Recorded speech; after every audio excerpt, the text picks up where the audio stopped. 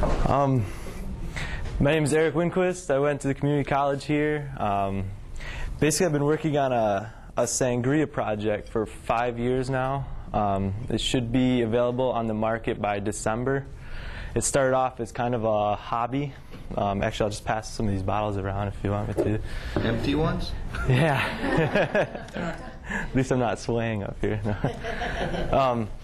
Basically, before I started college, my first marketing class was with a professor named Felix Pereiro here at the community college, and at the end of the year we had to pick a product, like a raw product that you can available, kind of like Sam's barbecue sauce, where you could go to a restaurant and buy it, but you couldn't go to like a Myers or something and buy it. So I worked at a Mexican restaurant called Downtown Trini's and Margarita Joe's in Sparta, Michigan.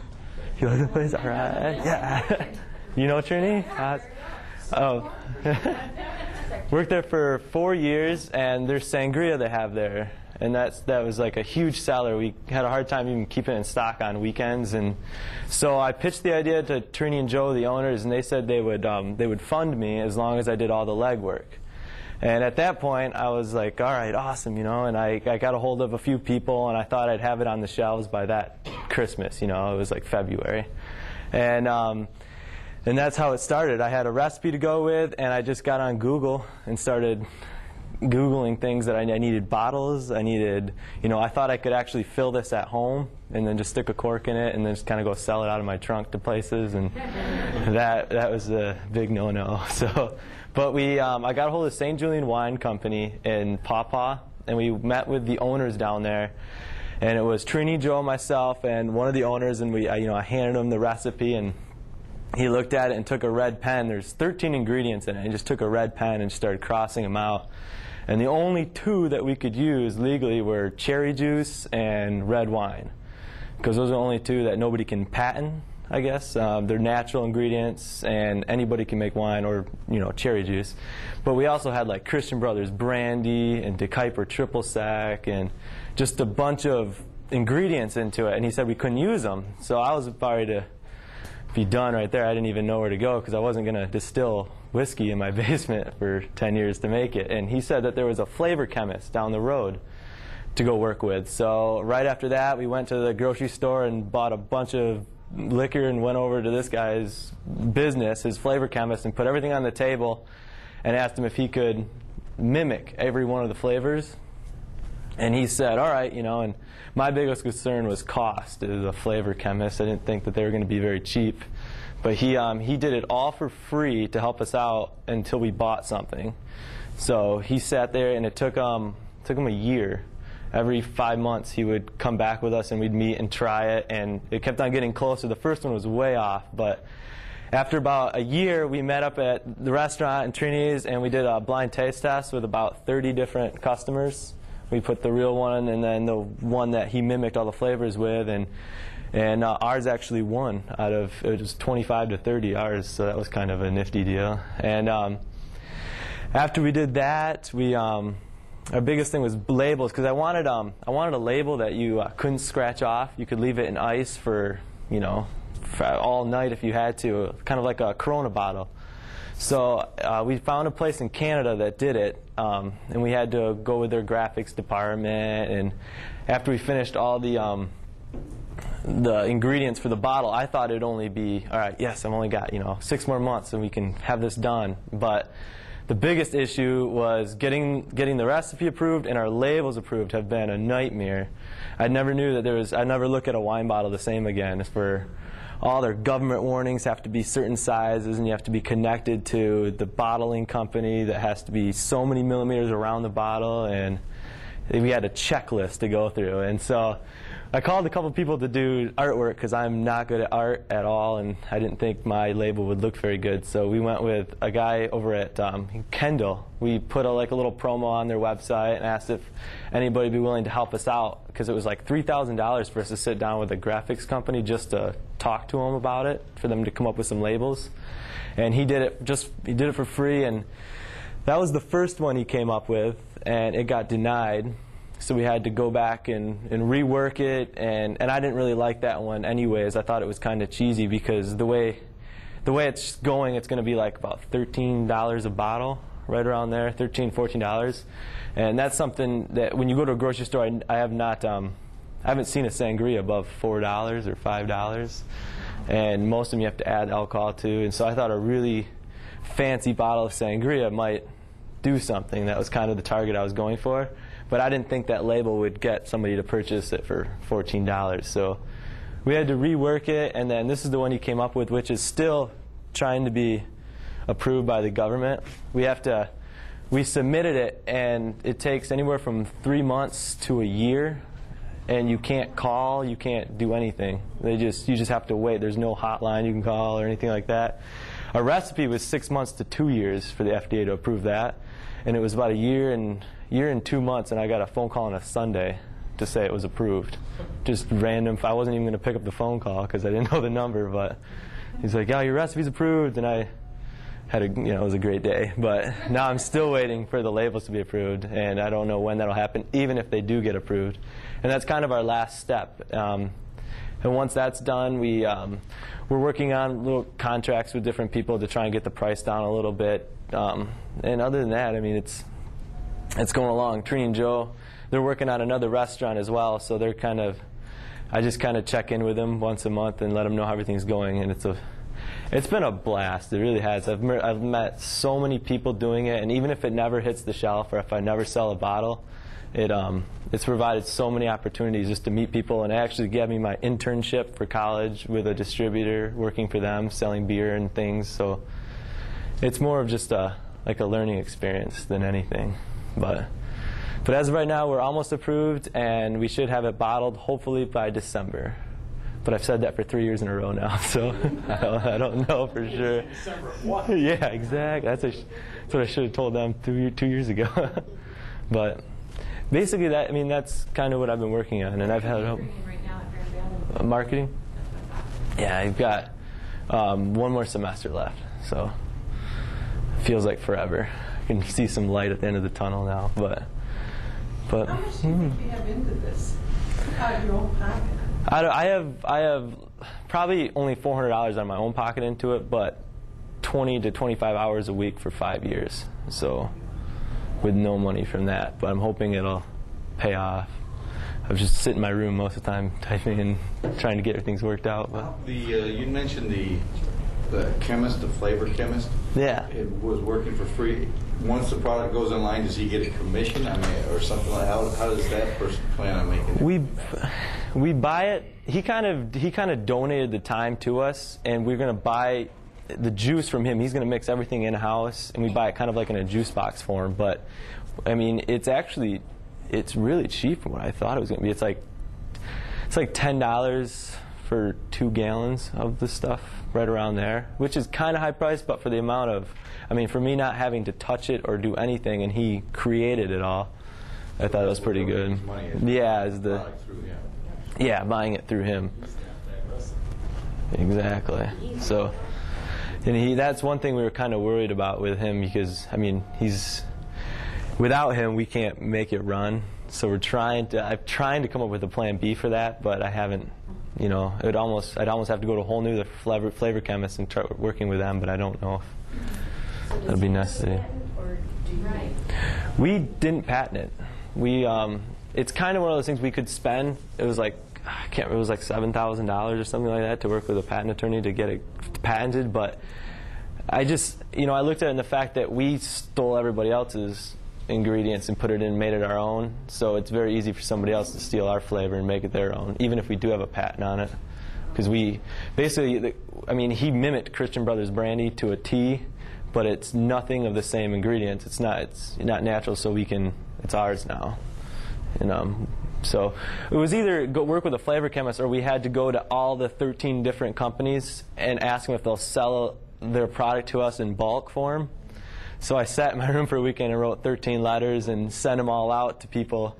And only one company returned it, and it was DeKuyper. And they said unless we were going to buy 2 tankers full of pretty much what it said, full of their stuff, then they weren't even going to mess with us. I kind of figured that was going to happen. I only asked for, a couple barrels of it. But I don't know. It was...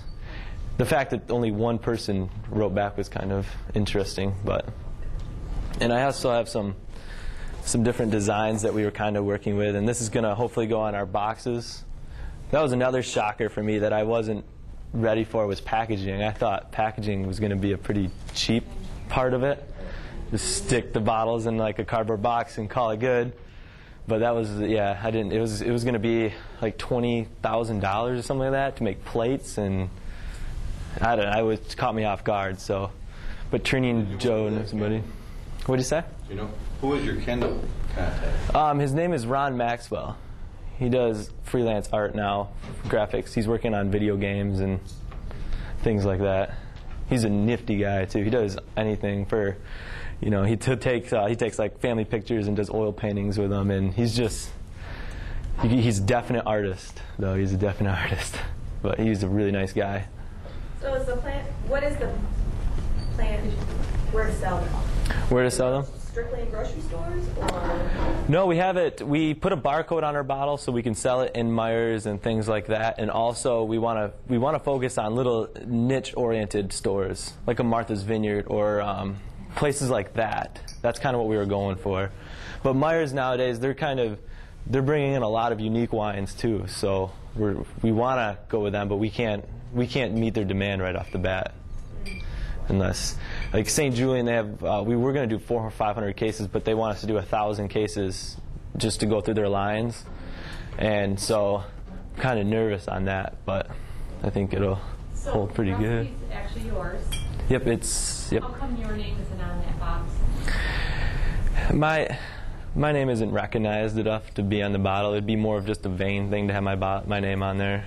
Just cost money to put my name on. But like Trini and Joe, like Downtown Trini's and Margarita Joe's, that's their sangria. I wanted to have my name on it really bad because I thought it'd be kind of fun to show to my friends and things, but it would have just been an extra cost and it wouldn't have been worth it. But What made you decide to go to St. Julian for your bottling? they're the only ones that we found would work with us. I tried 2 other wineries, but they said that they didn't want to deal with it because it wasn't just a wine where they could put it into their tanks and just fill it in the bottle. This is a mixed deal with wine and juice and some concentrate stuff. So I had to have a place that was big enough and had enough employees that were willing to sit there and kind of measure it correctly and that have experience with custom bottling. That was my biggest thing to work with. So Fen Valley? where? In Fenville, Fen Valley? No, I haven't. Should I give them a call? I've never even heard of them. They do their own bottling too, and I know that they bottle for some other people as well. Really? But I don't know with the mixing if. Yeah, they would. St. Julian, we were gonna because we needed a red wine for a base, and St. Julian because our base at the restaurant is Lambrusco, and we needed a wine because Lambrusco wouldn't let us use their wine, so we had to have some type of like a Merlot Chardonnay mixed together, something to make that sweet taste. And St. Julian mimicked it pretty good, so we were going to go with them and use their bottling, but I'm kind of stuck at that point with them. I look at what I've got going on right now, and I kind of realize it was some rookie moves at first from what I've got going on right now. I've got, our flavor chemist kind of holds that end of it, and St. Julian kind of holds the bottling end of it. I kind of have it set up wrong right now, so we're trying to work it. Yeah, I sat down the other day, and I'm like... someone else's dime. If you only put $400 into it, that's good. Yeah, it's all together, from start to finish, it's probably maybe has $2,000 into it, Wow. which could have been a lot worse if we didn't... If we went with all the regular companies and I didn't try and find some other routes. Granted, if we would have went with all the regular companies, we probably would have been done by now. But when people work for free, they don't really, have an incentive to get it done. But are you contracted with St. Julian and the flavor chemist, or is it when at the point where you're ready to go, then if you want to, you can go to, or are you like locked in? No, we didn't. That's one thing I did. We didn't sign any contracts yet. We have a contract so they can't steal a recipe, things like that. But we don't have a contract saying we will go with them. And that was one thing that I was worried about with the flavor chemist. Since he put all this work into it, I was surprised he didn't make us sign something like that. But all you got to do is shop that around. I was hoping so. There's other people that can probably put that blend together for you too. Oh, so this guy, he's a unique character. Him in his little lab coat, and he's got this whole setup of different little teeny bottles. And I went in there to go check it out with him, and he was opening them, and smell that. What do you smell? And I'm like, banana. He goes, good job. And he sticks it back on there, and he just went all through the thing. I was like, oh, this guy is kind of crazy, but he was amazing at what he could do. Just for somebody who just sat 13 different liquors in front of him, and he went around and he mimicked each one differently at first, and then he realized that it wasn't. Once you put them all together, it still didn't make the same flavor for him. So what he did is he mixed all of them together at the right amounts, and then mimicked that one. And that was kind of unique, I thought. And that's when it made sense right there. That's when it tasted really good. You just have to add a little lime to it, because otherwise it tastes a little concentrated. But once you add lime, it's great. So my question to you is, how are you going to convince the average buyer that they're going to pay double the amount for your sangria versus the Arbor Mist that's already on that? That's a great question. And when we did tasting, I went to Myers and bought every sangria I could find, and that's what the problem is with sangria, is a natural at-home made sangria has 8 different ingredients to it. But you can't use that. So we spent the extra 2 years to mimic each one of those flavors so it tastes like an at-home sangria. On a Saturday afternoon when you make your own sangria and you have all the fresh fruit in it, that's what we were going for, rather than kind of rotten grape taste, which a lot of them, like Arbor Mist and things like that tastes very fruity, but it's really kind of watered down. But people love that. But I wanted something that was thicker and creamier, and it's like a dark purple color, and it looks so. Over ice, it just looks awesome when you put a cherry in it, and that's what we're going for. More of a refined sangria kind of thing. So. Let the journey begin. That was me. That's great. I don't know. It was, and I had to have the back written in an hour for the guy to write it. So I just kind of did 1, 2, 3, 4, and then that's what kind of stuck. We went with it. So, and I wanted actually like a hula dancer on the front, kind of with a little ukulele style, kind of Caribbean feel to it. But we just stuck with the palm tree and the sangria. They thought I was getting too greedy, so stuck with that one, I guess. I don't know. You said you have an internship. Yep. And a distributor. What Yeah. are you doing? Right now I work for Lakeside Distributing out of Rockford, and they're the ones who signed the contracts to distribute this. And I drive around and I sell microbreweries, beer and wine. So I just drive to new places and hopefully it's fun. I get to, I don't make any money at it, but but it's fun more than anything. So, and that's another thing that you just get to just meet people. It's fun to go in and talk to them, and I've learned a lot about beer and wine to speak to people about it, which helps me hopefully help me sell this. When it comes out, I get to be the manager of this whole account, so I get to sell them. That was the biggest thing. I wanted to sell my own sangria. And everyone's like, you can't do it, it's illegal, you have to go through a distributor. And I'm like, all right. So I went through a distributor, and I'm like, well, I want to get a job with these guys too, because I really want to sell my own wine. So hopefully it will work out if we go with it. Our only hiccup that might slow us down, besides the labels, is St. Julian's thinking about cutting custom bottling out of their lines. But we're hoping, since we've been working with them for so long, that they wouldn't do that. And the Chaz, the other guy that worked at St. Julian, he went in with us from the beginning on this, and which is quite amazing.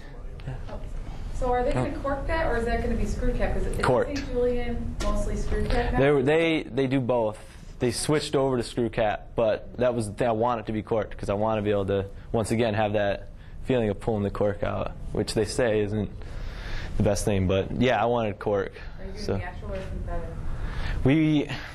Synthetic is what we decided to go with, just for cost savings. It's almost like a nylon feel to it, like a hard nylon feel.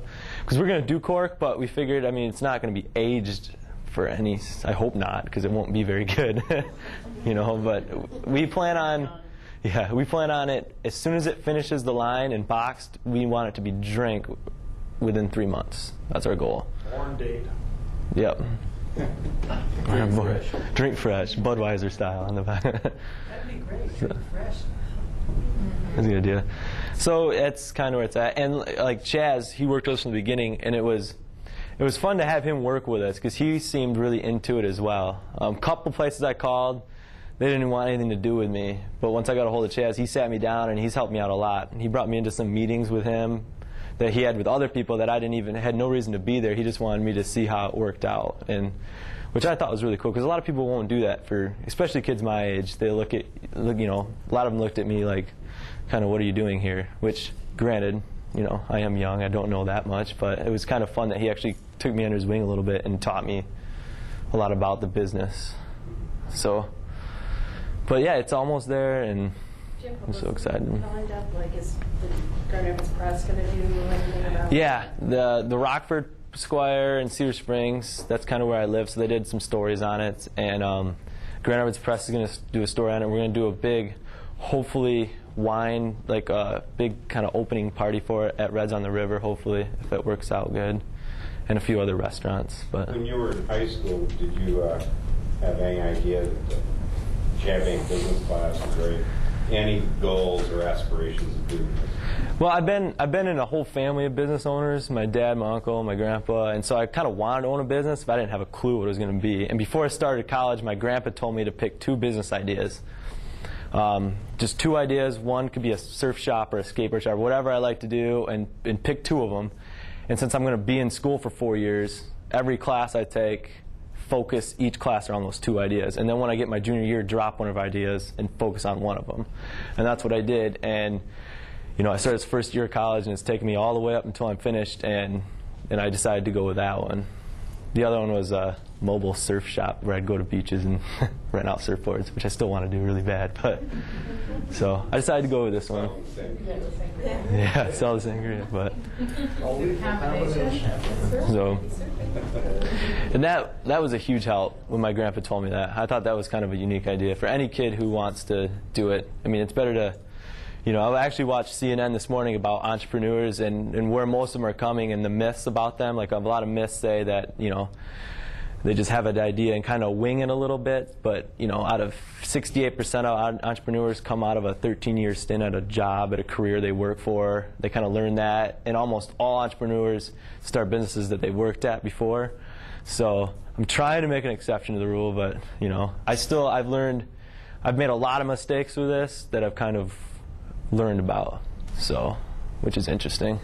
Asking right questions, proper emailing, because Winquist I can't remember what my last email address was, but it wasn't very appropriate for, business. It was like crazymaniac.com or something like that. I don't know. So I had to switch that, and just a lot of stuff like that. So, and that's it. That's the idea. So. Thoughts of making a line of products, or just sticking with this? We want to do orange also. This is grape right now. We want to do kind of an orange flavor. Maybe I've just stuck with orange. I've thrown a couple like vanilla, apricot, or stuff like that people have talked about, but I don't know how good that would taste or not. My main focus is just to get this going, and then after that I want to go for it. So I don't know. I don't know exactly what the plans are. My goal is to get this going, and actually I've got a 30%. It's 30, 30, 30 as far as Trini, Joe, and myself, 33 for each. And I kind of want to, once I get it going, kind of sell it back to them, because I don't really want to have that much to do it after I get it going. I kind of want to move and try some other things, but it's something that, it's allowed me to come in and kind of talk with people. And every time I've done this like 3 or 4 times, and every time they've given me ideas, like, the winery call, and I use those ideas, and it's gotten me a little farther along. So just using it as a learning experience and kind of a resume builder as well. So that's it. It's pretty awesome. Yeah, I think you got a pretty sweet resume going on. Thanks, you. Appreciate it. That's it. Have you learned Thank as you. much through this journey that you've learned in college? I've learned, yeah, I have. I've learned probably more doing this. And they did, like an elevator pitch competition. I don't know whoever's heard of that or not, but they did it at Grand Valley. Oh, you did? Oh, awesome. And we did that at Grand Valley, and I took 2nd place with this, and that was kind of fun too. And that has helped me do that elevator pitch. It helped me shorten, because everyone would ask me what I was doing. What are you doing? What are you doing? And I could shorten it to 30 seconds now after doing that, instead of drawing it out for 20 minutes. I can do one if you want me to. Yeah, that'd be great. All right. See if I can remember it real quick. It's been all right. There you go. I'll wing it. I want you all to imagine you're at a party. All your friends are around, you're having a great time, you have your favorite drink in hand, you have it raised high and you're about to give a toast. Maybe you're going to give a toast to your friend's success or your success, but let me tell you about a successful venture called DTMJ Sangria. Two brothers, Joe Pies and Trini Pies, started a Mexican restaurant over 10 years ago in Sparta, Michigan. At that time, they created a recipe for sangria. Since then, both the restaurant and, more importantly, the sangria have become local phenomenons with 2-hour waits on Saturdays, and we have a hard time keeping this stuff in stock on many weekends. So why not put it on the market? Well, that was my idea over 5 years ago, and since then, we are now FDA approved, bottling taken care of. 2 companies in Canada, one to make the bottles, one to label the bottles. Paw Paw, St. Julian Wines are going to fill the bottles. Distributing, taken care of. Chem Beverage says they can easily push 10,000 bottles the first year. So what do I need from you? I need from your investment into DTMJ Sangria to take it out of the local market and put it into the national market. So let's go back to that party where you have your drink held high and you're about to give a toast. But instead of giving it to your friend's success or your success, let's give it to our success with DTMJ Sangria. Thank you. Thank you. I'll take 10 cases. All right, yeah. Write that down. Thank you very much for letting me come and talk. I so appreciate it. Thank you. They said you were a hit at parties, too. At parties? Yeah. I remember that. Let's bring samples. Yeah, samples, that's it. I have a parting token for you. Oh, okay. Beautiful. Erik, thank you so much for coming. I know you came off the golf course. Oh, family thanks golf for having me. weekend, just specifically because I asked him to for about 20 times. We got it figured out, though. It went from 10 to 1 to 2 to 3, but we got it. Are, right? Yeah, and I really appreciate you coming because this is great news for people to see. Back to their students that this can happen. This can happen. Yeah, Thank you. so it's liberating doing an entrepreneurship. It's fun. Who's got the other bottle? I do in my hand right now. Thank you very much. Thank you. See you later.